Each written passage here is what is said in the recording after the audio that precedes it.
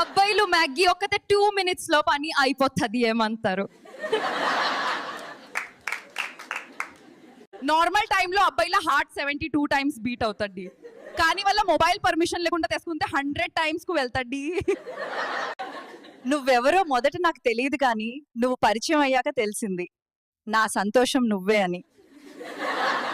ఒక్కసారి ఒకరికి మన హృదయంలో మనస్ఫూర్తిగా స్థానం ఇస్తామంటే మన గుండె చప్పుళ్ళు ఆగే వరకు ఆ స్థానం వారికే మాత్రమే సొంతం.